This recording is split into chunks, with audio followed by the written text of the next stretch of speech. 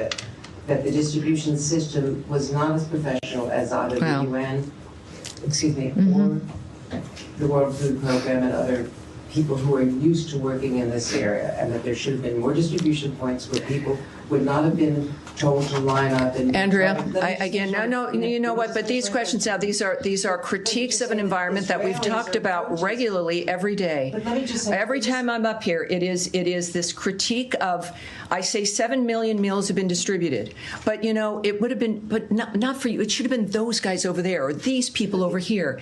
Over the last 3 years with the UN or the World Food Program, no one has distributed 7 million meals to Gaza. Many hundreds of thousands of people in Israel, as well as the Hamas, the families of the people being held by Hamas, are protesting this food decision. The former defense minister criticized these decisions. There is plenty of internal. Well, I'm sorry, Andrea. I understand. I understand. So, two different avenues there to unpack. The first one, she's standing up for journalists, saying it's unfair to say that the media is responsible for the embassy staffers getting killed. Yeah. What'd you make of that back and forth? I mean, first of all, it's just extraordinary that it's Andrea Mitchell in there, and you know, even this administration is much more deferential to her than they would be, like, maybe to you, for example. we appreciate the depth of your work. Yeah, we She's appreciate 79. And I just looked it up. I mean, and God bless her for being in there, mixing it up. She doesn't have to be doing any of this. So it's kind of wild to see that. And I think it's emblematic of, you see her, you see Piers Morgan, you see, you know, German and French and other leaders who have gotten to a point where they're, okay, this is ridiculous. And, you know, the media point, Andrea Mitchell obviously is like a mainstream media institution. The idea that they have not been sufficiently pro-Israel is so utterly preposterous as to not even be worth like dignifying arguing. Like, it's just so absurd. Even to this day, the type of headlines, you cover the Washington Post thing where they put out this obsequious apology because they only had 3 witnesses to this massacre. And oh, how dare we not give enough credence to Israel's complaint. CNN came out last night with 17 witnesses. Wow. 17 eyewitnesses. Wow. That's saying that it was Israel. And the Washington Post still, you know, we're so sorry we didn't give proper weight to this Israeli denial of the thing that everybody saw happen. Yeah. So, I mean, so I think the fact that you have even an Andrea Mitchell who's in there like, this is ridiculous bullshit, and going back and forth, I think that is very indicative of the moment that we're in right now. And the second set of questions goes to the first point. It's not the media that has created this Gaza Humanitarian Foundation crisis.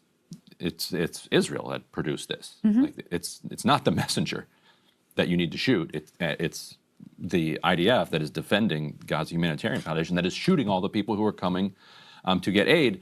And you keep seeing the administration and Israeli supporters saying that they delivered 7 million meals. She says, what do you want from us? Nobody had figured out how to get aid in, and now all of a sudden we've gotten 7 million meals in this week. And it's like, well, first of all, that's not true that nobody had figured out how to get aid in. Yeah, they had quite an effective distribution system. Yeah, the aid agencies were getting aid in. It was and hard people for them weren't getting shot. It was hard for them to get through the crossings because the Israelis would sometimes allow no trucks, sometimes 10, sometimes 100. But once they got in, you know, the aid was getting distributed, and you weren't seeing chaotic scenes.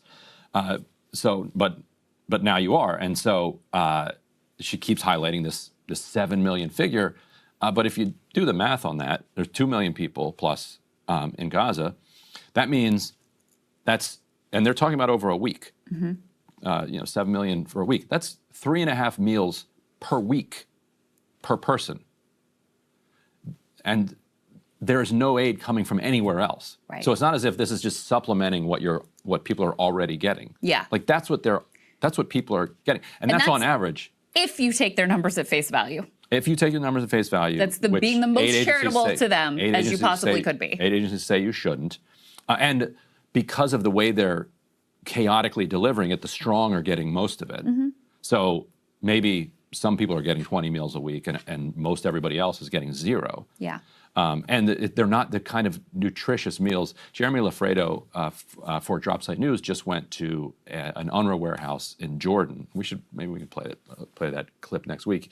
And he tours it, and there's all this food expiring, but it's very precisely regimented for people who are facing malnutrition and for people who are only getting this in their diet.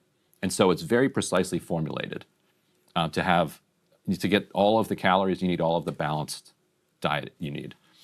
If you look at what Gaza Humanitarian Foundation is bringing in, it's like pasta, right? It's not what aid organizations who've been doing this for a very long time would put together if it was up to them.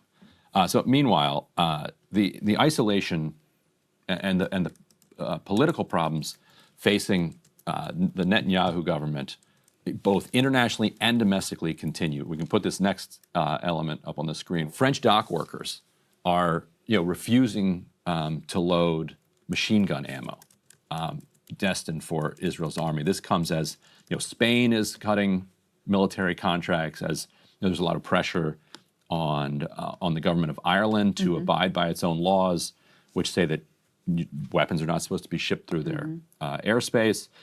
And so at every kink in the system, there's increasingly there's going to be pressure. I mean, here's what I would say. I think Chris Hedges was saying this to Hassan this week.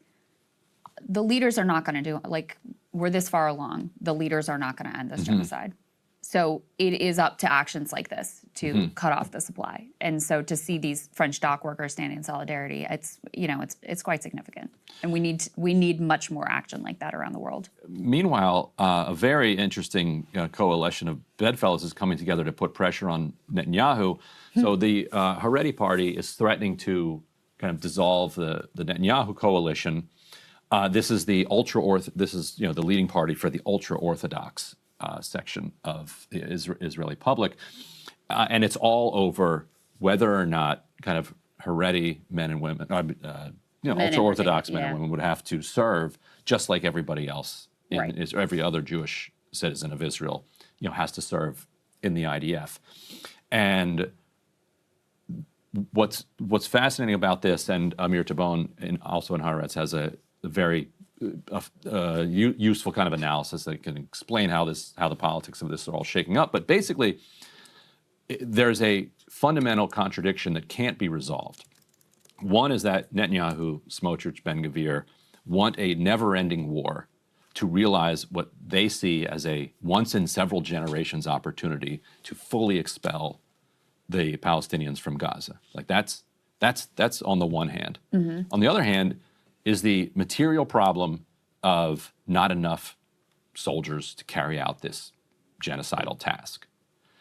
Reconciling those two requires the ultra-Orthodox, there's no other way to get there.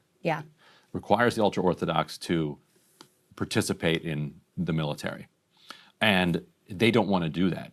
So what they are now, they're not saying out loud that this is what they're doing, but there is a belief among some in the ultra-Orthodox community that if the war ends, the pressure on them to participate in the military goes away because the pressure is being driven by the war. Right.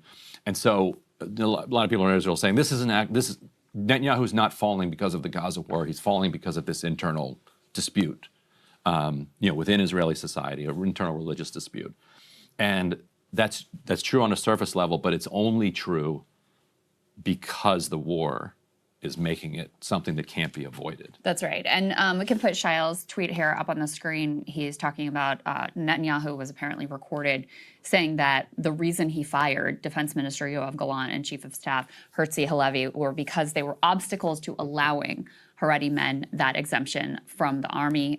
This was a recording appeared on Channel 13. Netanyahu saying, "We need to save not only the state of Israel, but also the Torah world. That is what I believe in, God willing. That is what will be done to do this. We need time to pass the law properly, so it cannot be challenged. The law allowing this exemption, we had huge obstacles that we removed. When the defense minister is against you, the chief of staff is against you, you can't move forward. Now we can."